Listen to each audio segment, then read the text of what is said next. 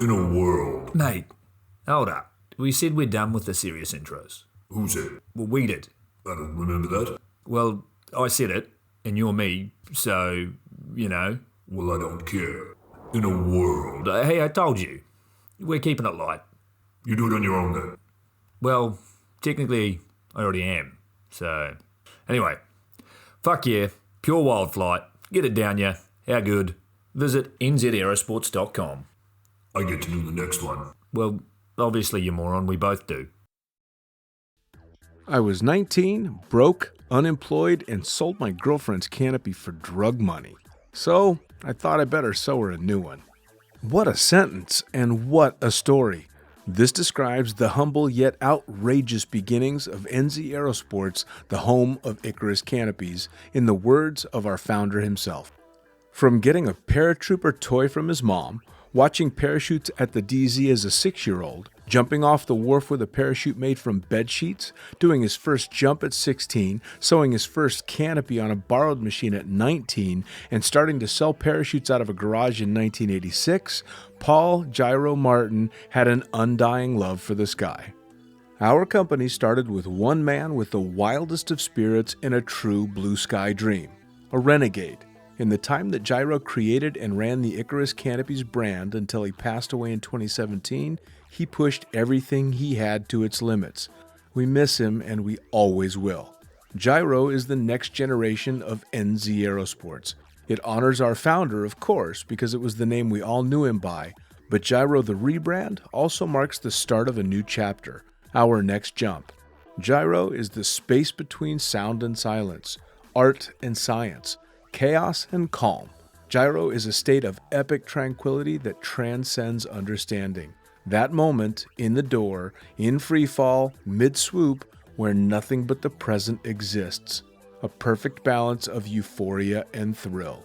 Gyro captures our passion for flying and our commitment to designing break-the-fucking-rules canopies that deliver pilots pure, wild flight.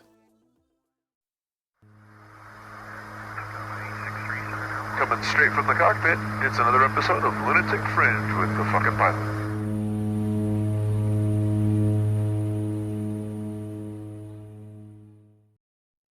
Ready, set, go! Back in the can for another edition of Lunatic Fringe Into the Void in a face I've not seen in a long time, and one it took a little while to get us connected, but we're here now. So tell me, who the fuck are you and what do you do? I'm Trunk, and I run a company called Hypoxic, who makes camera gear for extreme sports. Professional videographer, and make a bunch of the camera gear that most of the skydiving videographers use. Nice. Hypoxic, first off, is one of the coolest fucking names for any company ever. I remember the first time I saw a Hypoxic sticker, and I'm like, whoever made that's genius. Yeah, I could tell you a story about that one if you want, about where that all came from. But we'll definitely get there for sure. I'm going to jump you back to the beginning before we get that far, but absolutely I want to know about that, because that's one that I remember, like I said, seeing and going, holy shit, what a great name. Yeah, it's awesome. It's very fitting for the sport. We all want to get up high, and as we get up high, you get hypoxic. So yeah, man.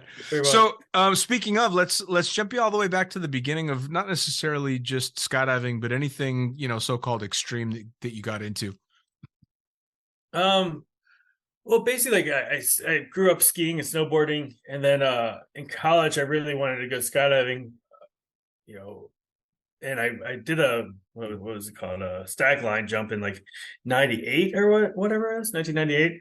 And of course in college I couldn't afford it. And then once I got my real job, had a kind of a bad day at work, started just said, screw it, let's go skydiving. And didn't really have all the money for it yet at that time, but like all of us did, put it on credit cards until you could afford it. And then the next thing I know is it's history. Yeah. Now where was this? Where was your first jump at? My first jump was in New York, upstate New York. I went to school in upstate New York, in Rochester, New York, and then but like I didn't start skydiving until Coolidge, basically out here in Arizona. So okay, cool. It was now, kind of Coolidge. What did you go to school for? Electrical engineering. So I went to RIT for electrical engineering. That's dramatically different than hucking yourself out of airplanes every day. That's pretty cool. Yeah, I'm pretty much a nerd. I've always been a nerd. I wish I could find one of my first photos of me in the that they took when I got my AFF, because I was definitely looking very nerdy.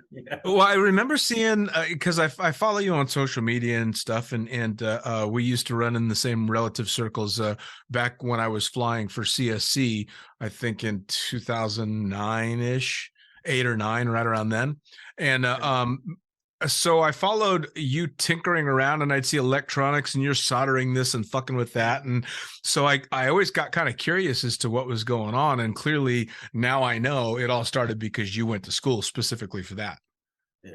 Yeah, I went to school for that, and then started working at a company that makes a bunch of the microcontrollers that are in your like, say, your Cypress, or in your audible altimeter, or your microwave and stuff like that. And so that was my day-to-day job. So now, when you got started in skydiving, did you think when you went out and made that first jump and thought about getting licensed that your day-to-day job would have any relevance in a sport that was jumping? Absolutely not. Absolutely not. I thought it was just going to be a hobby, and like anything, you start making product for it, and the next thing you know, people start buying it. The next thing you know is you're making more money doing that than your day-to-day job. So. Yeah. Well, now, so when you got started in jumping, you said you did your static line in upstate New York, but you didn't start jumping in earnest until you went to Coolidge. Yeah. So how did that come about?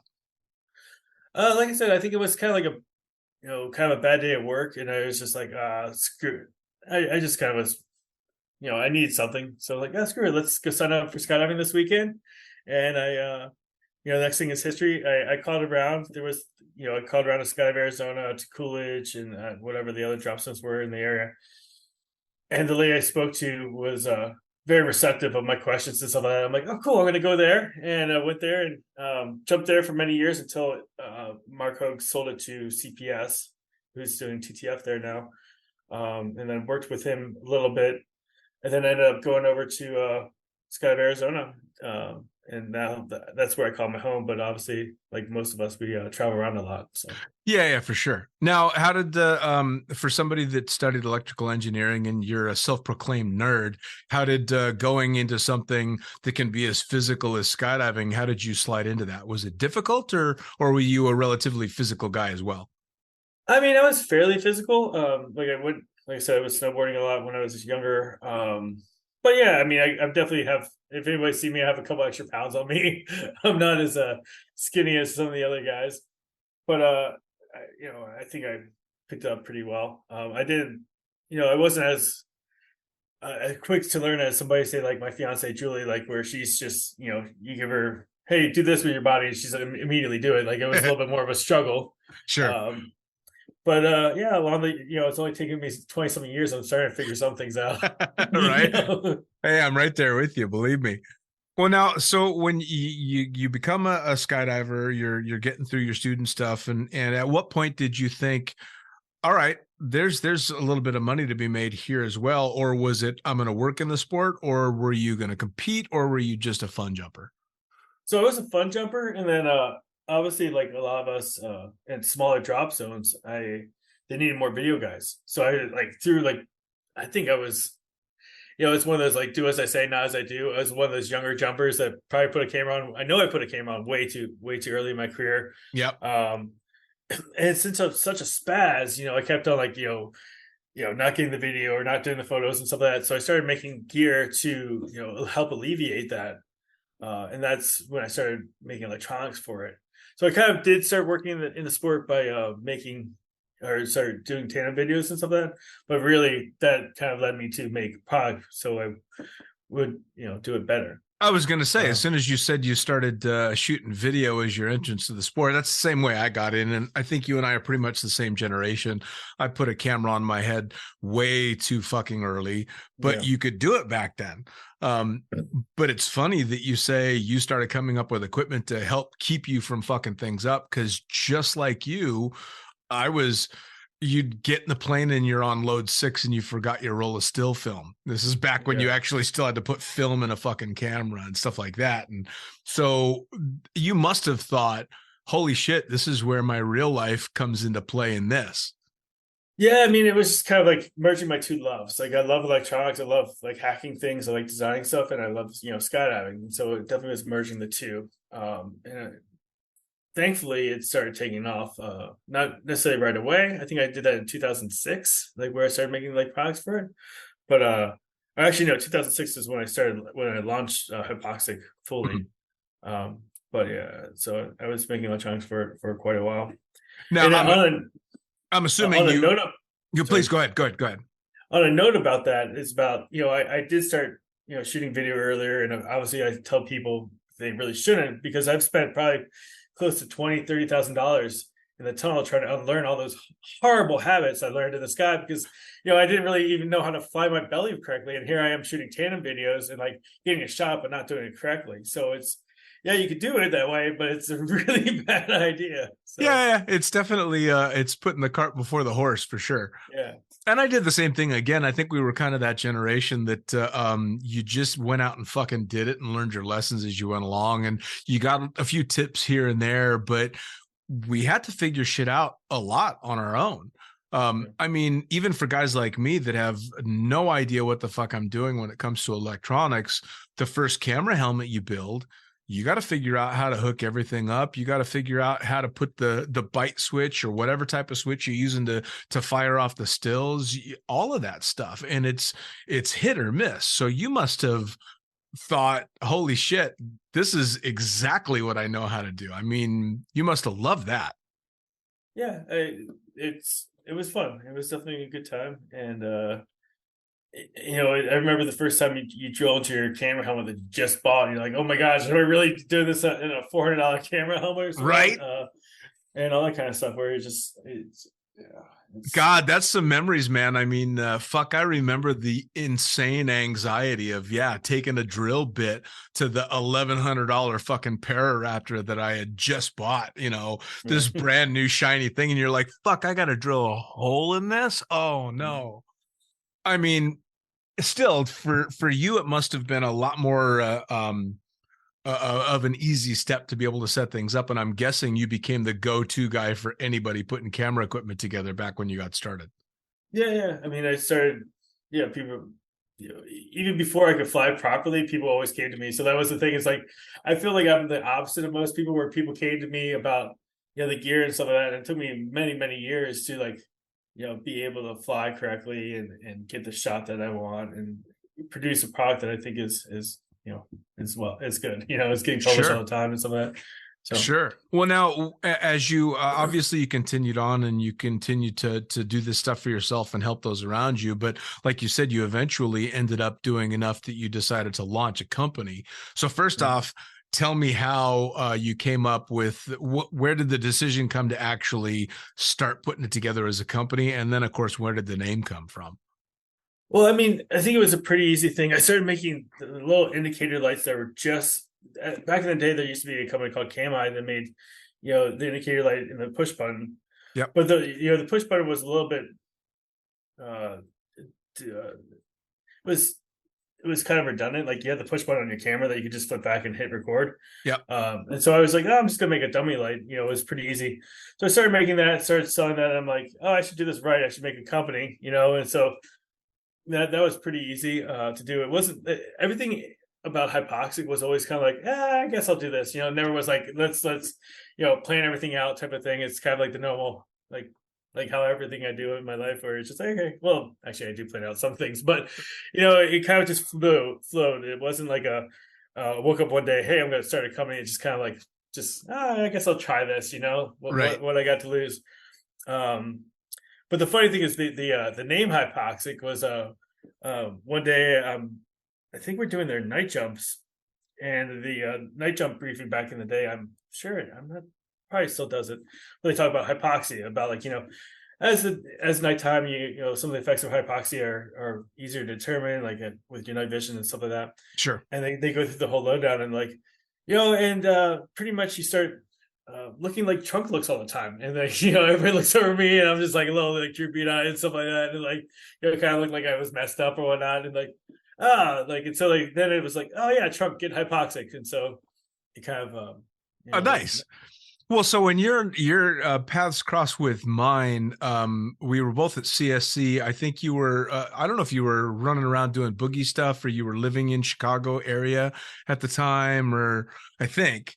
I was doing the boogie tour at that time. Nice. 2010, I believe. Or maybe It's like 2009 or 10, right around then. Yeah. But the trunk that I knew was in full party boogie mode. So that's the trunk that I met. And it took a while for me to merge the two together, because the first time I saw all the electronic stuff and then tried to picture the trunk that I had met in CSC, I'm like, there can't be two guys named Trunk in skydiving, can there?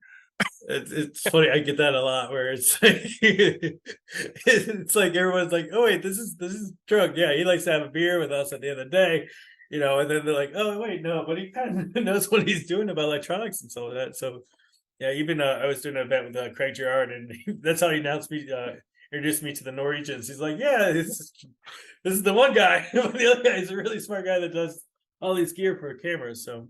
Well, I suppose skydiving is a sport where you're kind of allowed to have an alter ego, right? Yeah. Because there's the fucking people that show up in the morning for first load and then jump their asses off professionally and safely all day long. And then there's the ones that show up as soon as the fucking beer light goes on. Yeah. And they're definitely not always the same person. It's funny now. I'm actually like, I'm starting to become the morning person. The more and more you work in this sport now, I'm like, oh yeah, it's 9 o'clock. It's time to go to bed. Right.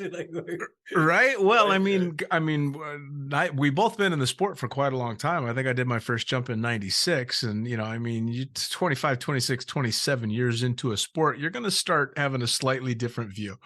You're gonna have to slow down a little bit. Yeah, man. There's no way I could go hardcore on the boogie circuit like everybody did back then. I have no idea. Yeah, I couldn't do it today's now. So now, were you doing the boogie thing? You were doing it for Hypoxic, yeah? Yeah. So basically, if you want the background about please, where that all came from, yeah. So I think 2009 or something like that, I was basically realized that I was making more money doing Hypoxic than I was my real job. And I was like, I've always wanted to do the boogie tour. And basically I was like, well, why don't I do this full time? So I quit my job. And then I had a girl at the time that I wanted to spend more time with. And I'm like, I've always wanted to do the boogie tour. Why don't we go get an RV, tour around the country, do all the boogies this summer, type of thing. And I put it together in like about 2 months, buying an RV, buying a truck, and then, getting it ready so that I could work from the road. And I thought I was going to work from the road. I really didn't work on the road at all. Basically, it's really difficult. Went from an event to event to event to event, and just boogied the whole summer long. And that's kind of, Yeah, I mean, honestly, unless you're going from boogie to boogie to jump, there's not going to be a whole lot of work going on. I mean, it's how do you step away from a boogie to go back to your RV to solder electronics? Yeah, and everybody, it's like the funny thing, and the inside joke I think among all the vendors is it's every place you go to is their biggest party of the year. So it's like it's their biggest party of the year, and you're like, man, I'm like, I've been doing this all summer long. I don't know if I can handle. Yeah, so. I think I worked Cross Keys for a few years, as anybody that's listened to the podcast knows, and I think Cross Keys was the only place that'd have a boogie or an event that you could kind of almost guarantee it really was the biggest of the year. I had the Cola from Blue Skies and Egon Sussman, who used to work for Relative Workshop, had come out when they were on the boogie tour, and both of them like tapped out because it was just a little too big. Yeah. Cola high. It was good times. Now, what was your very first product out? Was an indicator light, just for those that are relatively new in the sport or don't shoot video. That indicator light did what? So I think my first couple products out were like the high. I think I called it the high. Yeah. So basically, just when we had the Sony cameras, we had them in a box, and you didn't have like a light that people could look at very easily. So I made a little dummy light so that it would just stick in front of your eyes and show you like the status of the camera. Red for record, blue for standby, and yellow if there was a problem with the camera. And when we started out with like mini DV tapes, we had problems all the time. People complain about all these GoPros having problems. Like, dude, you don't even know. I mean, we had to like use car cleaners and everything like that back in the day. And so that's what I made. I made all these like dummy lights for these cameras. And then what ended up happening is Sony changed their port, and I was able to find a manufacturer that could make me the connector for it. And then I made those the indicators for the brand new Sonys. And before GoPros, everybody had to jump these big cameras, and a lot of people did. Like a lot of free flyers did. So everybody was jumping these, and they all needed my indicator lights. Yeah. And so obviously, like I made it. I had a contract manufacturer that could produce them for me, and I sold a lot of them. I sold them enough to quit my day job, pretty much, and what we call living the dream. Do the boogie tour and stuff like that. I mean, it really is, right? I mean, to be able to come up with a product that drew from your day-to-day life that allowed you the ability to go enjoy the irresponsible life of a fucking boogie guy is kind of fucking cool. Right. Yeah, it was cool, man. I enjoyed it and did that for about 2 years. And then I'm like, oh, wait, the cameras are changing. People are going to GoPros. It was so funny because, like I said, I don't really plan things. Like, I'll tell people like it is. Like, even if it's against my company, like I was a big proponent of the GoPros back in 2011 or 12. I'm like, oh, these cameras, they're gonna get better and better and better, and like, just you kind of wait. And I was a kind of a bigger proponent for them than I should have been because it was against my company and my income. Right. But eventually people started going to GoPros, so I had to start creating stuff for them. Sure. Well, now, especially because of your training in the field that you come from, I'm guessing that you track what's up and coming pretty closely if it affects your industry and it would fit in skydiving, Yeah, I try to be not necessarily the guru, but yeah, like I definitely research everything that's coming out, try to be on top of it, know what's going on, so I can be that person that has all the answers. I mean, I see the stuff that you put out, and I mean, you're the guy that can take a fucking GoPro apart and know what he's looking at, right? Yeah, GoPro sometimes likes me, sometimes doesn't, but yeah, I'm one of the few people that kind of know their insides in and out. I can show you on my desk right now. There's a bunch of GoPros that are apart here, but yeah, and that's allowed me to basically not only have my products interact with them, but also know exactly what's going on and like where the faults lie. And sure. Well, now, so do you ever consult with or work with companies like GoPro and go, hey, on this product, I'm trying to do this, that, or the other? Do you have to, or? So they have, there's a long story there. I don't know if we want to go into. I used to work well with GoPro, and then like they kind of took all the mom and pops and said, hey, we're no longer going to work directly with you guys anymore. And then I wanted to create a product to interact with their cameras. Then they had a developer program. It was kind of a pain, kind of this whole like thing. And in the end, like we kind of butted heads pretty bad. So we're. Well, because you're kind of having to, whether it be GoPro or anything that you're trying to make a product that works with it, you're having to reverse engineer someone else's product to be able to incorporate what you want to do with it, right? Yeah, and which is totally legal if you're using it for interoperability with your own product. So it's not against the rules for me to do it, but it's also kind of a gray line sometimes for some of these companies. Yeah, well, and it's unfortunate though that we'll say GoPro, but I mean any company that's got something, whatever kind of camera, whatever that you're trying to integrate with, that they wouldn't want to work with someone that's just going to bring up the profile of their own equipment, right? And they're starting to do that now. It's only took them to 15 years to realize like, oh wait, maybe we should work with these guys and like let it be known. And it's making their ecosystem like that much more powerful and that much more wanted. Yeah, so. I would think so, right? Because I mean, for all the GoPro stuff that I see that's put out on their social media and all the commercials and all the shit that they lay out there, a fair amount of it is skydiving and base jumping. I mean, like a large portion of it, and all of that would benefit towards stuff geared specifically towards people that are hucking themselves off of cliffs or out of airplanes. Yeah. I mean, it seems to me that it would make a lot of sense to work directly with people like you. Yeah, and they're starting to a little bit. They're starting to work with everybody, which is good. Which is good to see. So, nice. Now, when you got started with all this, obviously you started to do well enough that you were able to walk away from your day job. But was it a I'll ride this as long as I can, and then eventually I'll end up going back to, the 9 to 5? Or were you like, nope, this is me now? I mean, there's been times recently with just like, I would say for the past like 5 years, I've kind of been toying with going back to corporate America, just because like what they were paying people like me that have the skill set, like especially with reverse engineering and breaking cryptography and that kind of stuff. Like, I could be probably making 3 times as much as I'm making with hypoxic right now.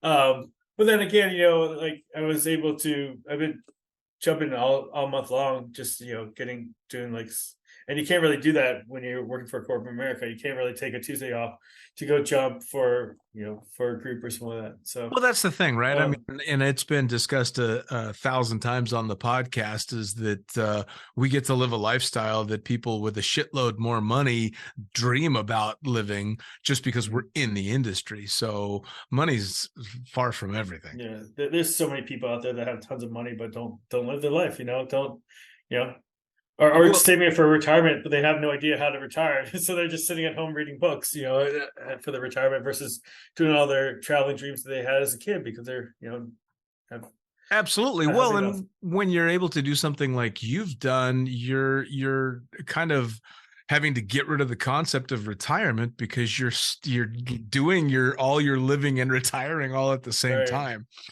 Which has got to be cool.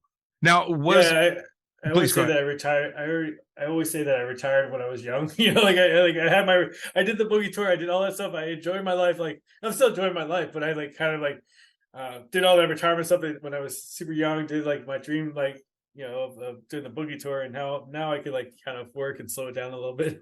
Sure. Now, what did the family think of all this stuff when it turned into skydiving? When you went from this, the path that we were all fucking told we were supposed to take, and all of a sudden now you're jumping out of airplanes?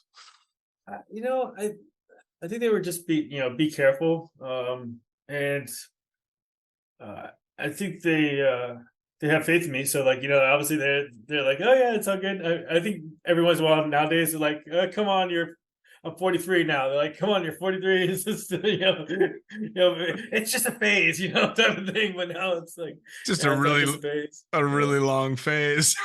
Hey, believe me, I'm exactly the same way. I just managed to make a phase pay for, it got me through. Now, in regard to your jumping, did you ever have aspirations for doing stuff like competing and anything like that? Or did it just transition into this type of work? I listen to Jay Russ's podcast and some other people's, and they're very ambitious of competition and stuff like that. And I'm really not that competitive a person. Like, it's just not my blood. I enjoy taking the photos. I enjoy so I'm not a super competitive person. With that being said, when my fiance Julie, we done freestyle, we competed in freestyle before, and I enjoy that with her. I think that's fun. Competition's really good to focus the work to become competitive allows you to focus your skill set and really refine it and get better. And so I really like competing for that reason, where I feel like every time you compete or work on the progress to compete or train, you just get better and better and better. Sure. So I think I'm going to do a little bit more 4-way video and 8-way video, that kind of stuff, because it's fun, for me. Sure. I don't know if I want to travel every weekend like some of these 4-way teams do, but I wouldn't mind. I mean, they go super hardcore to get into that level of competition. Yeah, and it's super expensive, man. Yes. Yeah. It's crazy. That's the thing, right? People say it's expensive to be a skydiver, which it is, but to be a competitive skydiver, holy shit, man. Yeah, between 15 grand or so at least for even an advanced or team, it's crazy money. So basically what you've done is you've been able to parlay your work in your chosen educational field and take that to skydiving and be a fun jumper as well. Yeah. And I pretty much spend my whole summer just going around boogies and shooting the boogies. And I'm not necessarily partying as much as I used to, but definitely, still enjoy going out there, especially, my fiance Julie, like she organizes, I'll do video and stuff, and it works out well. And Nice. I've been doing a lot of big ways lately with Doug Barron and like All American Big Ways and Arizona Airspeed down here in Arizona. So Oh, you're a big just way shooting. guy. Yeah, I've been shooting a lot of big ways these past couple months. So, or basically past 2 years, I've been shooting a lot of big ways. So It's funny. There's an allure to shooting a big way or being on a big way, but there's also, at least from my perspective, a shitload of fear too. I mean, holy crap, there's a lot of moving parts. yeah, and you see so much stuff about belly flyers and stuff like that, and like anybody who says that has not been like a fly on the wall at a big way camp or watching this stuff or watching what they have to do. It's pretty awesome. Like I'm Sure. lucky. I get to be a fly on the wall for Arizona Airspeed and All American Big Ways, and just like listen to these debriefs and listen to all these the ways that they're telling people to approach and stuff like that. And Sure. there's a lot to it. There's a ton to it. Did you ever find that your experience in being able to do stuff like set up camera helmets and give tips to experienced jumpers on how to do the electronics and all this got you in a position where you were over your head jumping because they assumed anybody that knew that much about, camera equipment and all that shit must absolutely know his way around the sky? I mean, not really. Ebbs, like my skill levels goes like, I've been like all of us, we've been jumping for so long, like sometimes you're not as current as you should be, for some Right. of these things. But I think I can handle pretty much any type of skydive, like, well, not necessarily angles, but like, like basically like all the all the bigger ways, stuff like that. From head up and Sure. head flying. But yeah, I think when I first started out, like there was some times where, oh yeah, let's have you actually fly in your belly. I'm like, ooh, how do we do this without wings? I have no Right. idea. All right. I always used to find that because I was a tandem rat, man. I was hauling meat from almost the beginning, and people would ask how many jumps I had, and I'd have 11,000 jumps at the time, and they'd assume somebody with that many jumps must be able to fly in any type of way. And I found myself on jumps more than a few times where I'm like, oh no, guys, I just threw drogues. yeah, no, I'm not that guy. Yeah, as long as some video of them, I'm fine. I don't know if you want me to touch people. I don't know if I know how to do that, but Well, I was just like you, right? I mean, I started shooting videos so early that I think the first time I ever saw somebody had shot outside video of me, the first time I ever saw myself flying, shooting a video, I was like, what the fuck am I doing? right. Because it's just in these bizarre body positions and doing whatever you got to do to get the shot. And you look at your video and you're like, all right, it's a great video, but holy shit, what am I doing? That's some strange flying.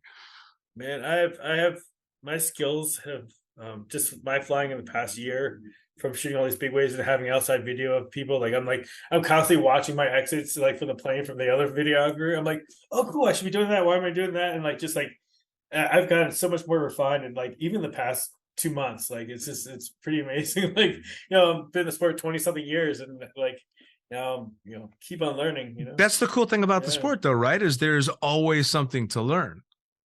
Yeah, I thought I knew how to fly, and I'm like, yeah, that's exactly like let's change this. Why am I doing that? Yeah. Well, I mean, I think skydiving, a lot like the electronics and stuff that we're using, evolves so quickly. I mean, the level of flying ability now, because of the tunnels and all of this stuff, is just, it's through the roof. I mean, the technology of the tunnel and then the technology of the canopies have taken the sport of skydiving to more than a few next levels. Yeah, absolutely. It's funny. Craig was working with Craig Gerard this past week, and he was pulling up videos from like a couple years ago. I'm like, oh my god, that looks awful. Like, how did you guys even see the grips back then? Like even. Yeah. Now, do you see anything on the horizon coming, technology wise, that skydivers are going to start being attracted to or putting use in? I think the big thing in the next couple of years is we're going to see a lot more people publishing in vertical video or actually recording in vertical video. I know all the older people are like, oh, you gotta be like landscape mode. You gotta like, people are gonna watch it on TV. And everybody's on their phone all day long watching footage and stuff like that. So I think the biggest thing is that our clients and customers are gonna be wanting, vertical footage for the social media. As far as technology, I mean, yeah. What I would like to see is just cameras being super reliable, and for some reason, cameras are still not great, like super reliable. I think a lot of it has to do with like the temperatures were changing up. Like if you're going very high at altitude, it gets cold up there, and the lithium ion batteries don't like it that much. Sure. But yeah, just It's reliable cameras and stuff. I think is what we want.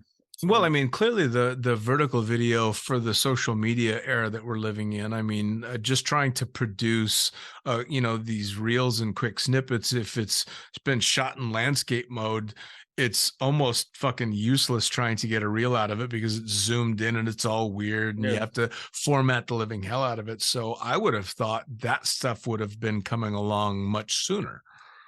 Yeah, it's one of those things until people are explicit about it, which I was on a couple of forums. I'm seeing a lot more. I think we're going to see it a lot more this season.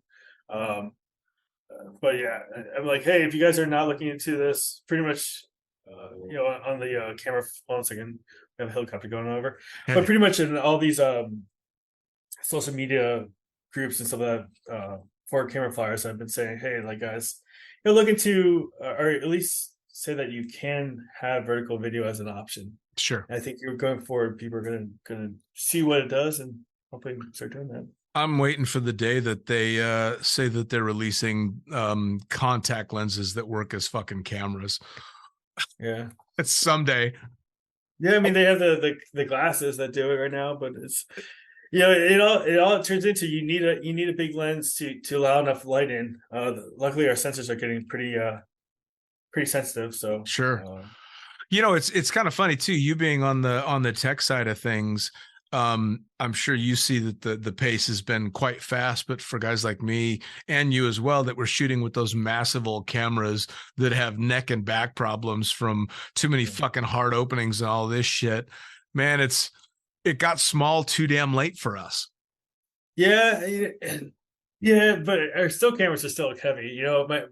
I have 3 cameras on my GoPro on my helmet right now. I have a primary, a secondary, basic GoPro in landscape mode, and then a vertical camera. And then I got my still camera. So those cameras weigh nothing. But my still camera, you're still not gonna, if you want really high quality stills, you're still gonna have some weight there just because of the size of the lens and like the glass that's in there.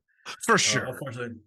And the nice thing about it, and like this is kind of like the unspoken rule, is like I love having light helmets, which is great, especially for openings, and hopefully all camera flyers that are jumping big cameras are flying really good opening canopies.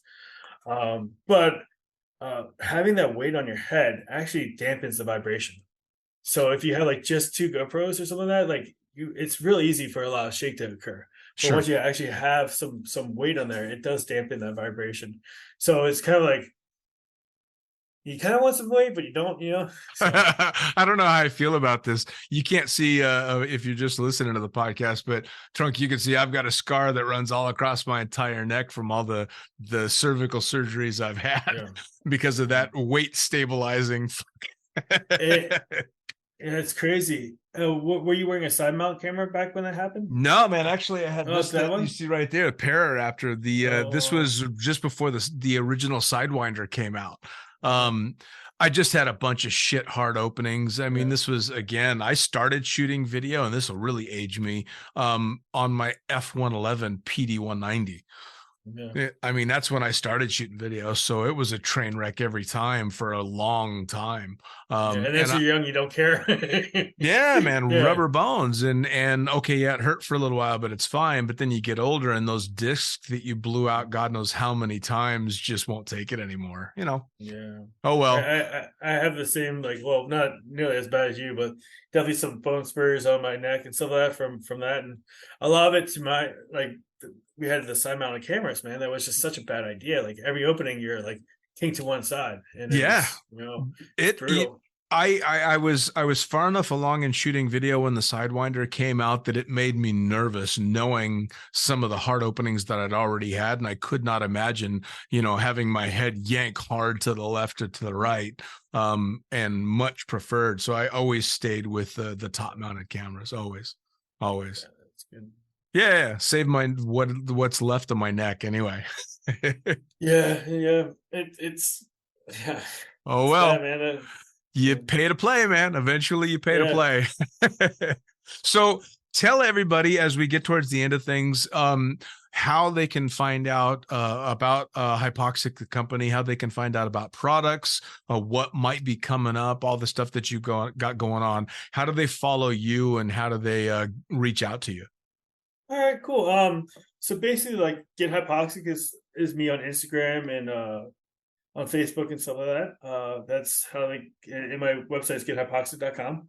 And I have a bunch of cool products. I have the Bluetooth Light series, which is like indicators for the GoPro camera. So it works off of Bluetooth low energy and basically uses no power at all or very low power, and shows you the status of your GoPro. So I have one for the Bluetooth Pros, the one for like open face helmets, which has an LED that just goes in front of your eyes and shows you the status of the camera, like red for record, blue for standby, yellow if there's a problem. And then I have this awesome new product called the Bluetooth Light that just sticks on your visor. And like all that does is sticks on your visor and shows you the status of your GoPro. And it has a little coin cell battery in there that you replace it once every 6 months. And it shows you like that your camera's recording, and you don't have to be that guy asking, "Hey, am I recording?" And it also will show you if your battery's running low or if your car space is running low, or more importantly, you're in the wrong mode, which a lot of skydivers do, where they accidentally hit the button twice and it shoots into photo mode, and you get down on the ground and you have one photo taken. So that's a new product I just released called Bluetooth Light, and that should you could buy that from our website, gethypoxic.com. That's fucking awesome. Yeah. You just brought up a question that I've always wanted to ask about the GoPros.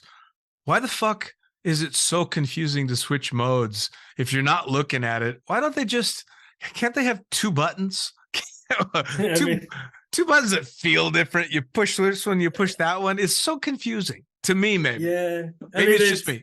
It's it's one of those things I tell people on the ground, everything you do on the ground's free. So like, I want you, when you put a camera on your head, like I want you to like put it on your head, mess around with it on the ground, like, and just like play around with, like, just get used to like where your record is, like what it sounds like when it turns on, what it sounds like when you turn off.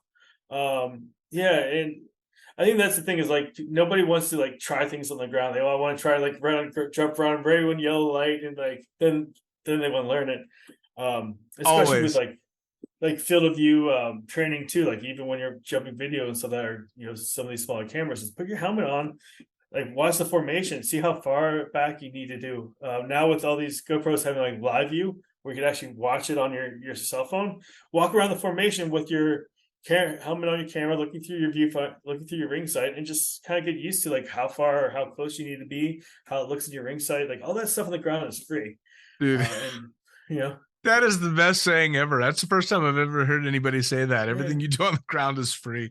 I mean, well, now with $33 jump tickets, it's gotta be like this. Right? Yeah, man. You stuff it up nowadays and shit's it gets expensive. I mean, not that skydiving was ever cheap, but with lift tickets getting more expensive and all, hell yeah. That's good advice, man. That's damn good advice.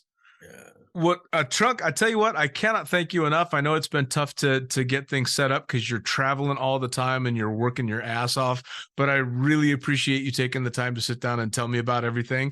And everybody needs to go to Get Hypoxic and check out all the awesome products that you've got going on, and we'll see if we can't send a bunch of business your way. Well, thank you very much. Yeah, man. It's a great time talking to you, and I'm glad we did that. Yeah, man. So, you take care of yourself. You take care. Bye now. See ya. Well, there you have it. Another episode of the Lunatic Fringe podcast, brought to you as always by, well, wait, not as always, actually. Brought to you now by Gyro. Formerly known as NZ Aerosports, you'll head to gyro.com for their next level line of canopies. By Pussfoot, the Extreme Sports Collective. Head over to pussfoot.com to check it out. By Summit Parachute Systems, check out summitparachutesystems.com to talk to Jarrett Martin and the gang about kick-ass pilot rigs rigging courses, and more. By Flyaway Indoor Skydiving. Go to flyawaytn.com and check out all the cutting-edge stuff to come. By Pure Spectrum CBD. Head to purespectrumcbd.com to check out their wide range of CBD products. And as for us, head to the lunaticfringepodcast.com to listen to any of the hundreds of episodes currently available. Hit the link for our YouTube channel, pick up your copy of the Lunatic Fringe book or The Accidental Stripper, and get a sneak peek at upcoming guests. Once again, thanks for listening, and we'll see you next time.